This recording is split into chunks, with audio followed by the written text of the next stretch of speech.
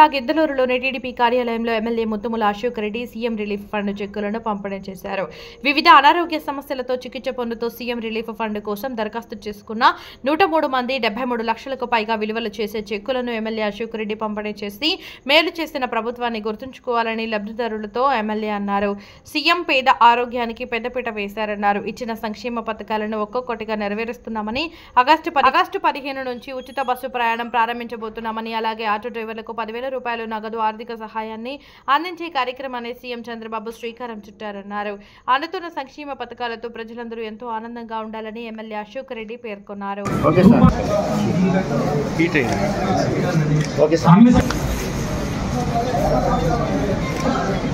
Okay sir.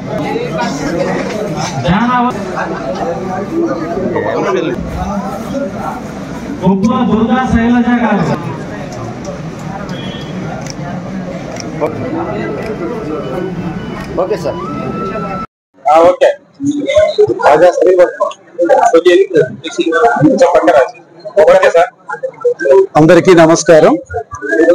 ఈరోజు మా గిద్దలూరు నియోజకవర్గంలో ఏదైతే సీఎంఆర్ఎఫ్ చెక్కుల పంపిణీ సందర్భంగా 103 మందికి 70,83,000 రూపాయలు ఈరోజు చెక్కులు పంపిణీ చేయడం జరిగింది. ఇప్పటి వరకు దాదాపు 4,75,00,000 రూపాయలు 500 చిల్లర మందికి ఏదైతే సీఎంఆర్ఎఫ్ చెక్కుల కోసం సీఎంఆర్ఎఫ్ చెక్కుల ద్వారా వారికి డబ్బులు వారికి అందజేయడం జరిగింది. నేను ఒకటే చెప్తా ఉన్నాను, పేదవాడి ఆరోగ్యం పట్ల ఎన్డీఏ కూటమి ప్రభుత్వానికి, గౌరవ ముఖ్యమంత్రి చంద్రబాబు నాయుడు గారికి ఎంత శ్రద్ధ ఉందో ఈ యొక్క ఉదాహరణను బట్టే మనకు అర్థమవుతా ఉంది. ఈరోజు మాటలు చెప్పడమే కాదు, చేతల ద్వారా చేసి చూపించుకున్నటువంటి ప్రభుత్వం ఎన్డీఏ కూటమి ప్రభుత్వం, ముఖ్యమంత్రి చంద్రబాబు నాయుడు గారు.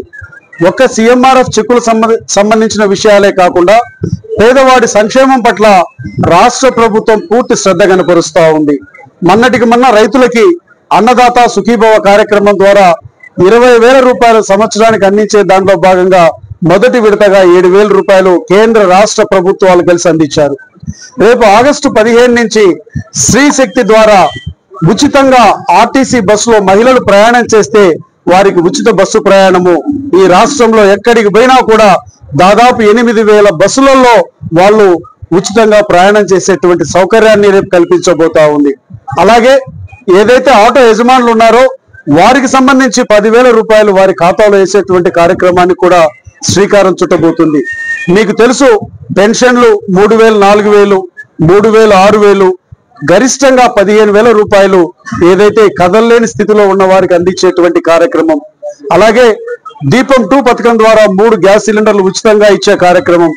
తల్లికి వందనం అయితే దేశ చరిత్రలో ఏ రాష్ట్ర ప్రభుత్వం ఇవ్వని విధంగా చదువుకునే పిల్లలు ఎంతమంది ఉంటే అంతమందికి ఒక్కొక్కరికి 15,000 రూపాయలు ఇచ్చే కార్యక్రమం.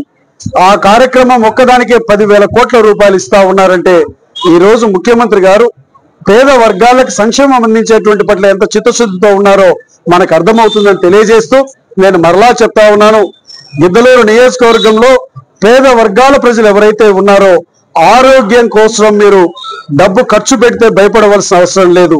ఒకవేళ మనకు సర్దుబాటు కాకపోయినట్లయితే ఎంత ఖర్చు అవుతుందో మీరు ఎస్టిమేషన్ తీసుకురండి.